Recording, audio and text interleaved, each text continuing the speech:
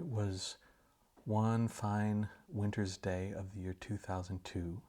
I had been living and working in a ashram on the Oregon coast for maybe about 7 or 8 months at that time, something like that, and had been doing a wonderful, effortless mantra-based practice called the Ishaya's Ascension for about 9 or 10 months at that time. And that 9 or 10 months was wonderful. I wasn't starving spiritually for good experiences or encouragement to keep going on the path. Silence, love, bliss, synchronicity, these things were all percolating up at different times into my noticeable everyday life. And yet here on this day, something even a bit more extraordinary happened. As I was chopping a bunch of onions, as was pretty common for my work in those days, all of a sudden I realized that for an indeterminate amount of time, I had been immersed in some complete, vast, non-thing thing that I hadn't even had a thought, or if I did have thoughts, they were like little tiny leaves floating tens of feet up on the surface of a lake, and I was at the bottom.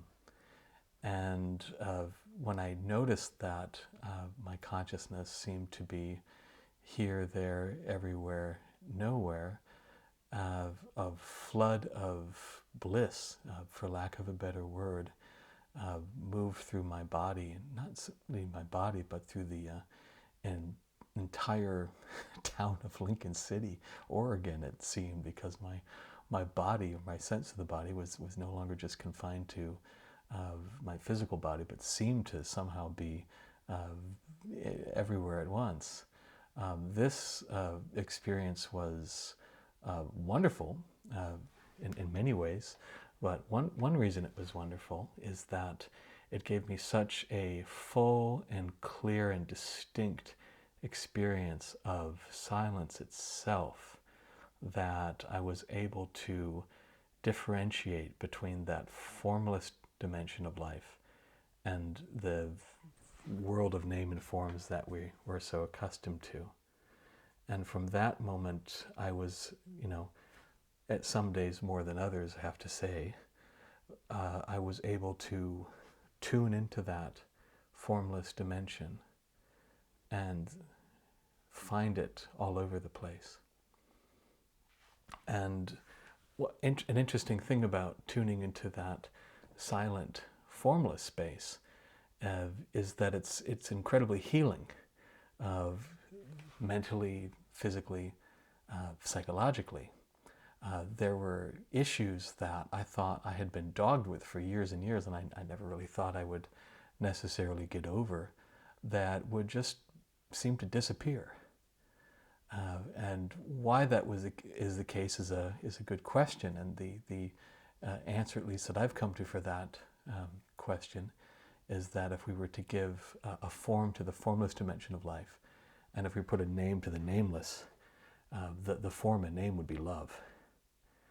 And so there's this powerful reservoir of love inside us all.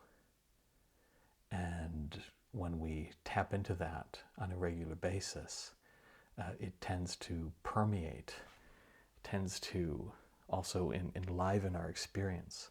It tends to re-enchant life. That emptiness that is often spoken about transforms itself as if into a everythingness, into a fullness. And so a lot of my teaching work is, I should say, centered on helping people first connect to that formless dimension of life, but often at the same time of that, helping people to connect to that fullness aspect of it.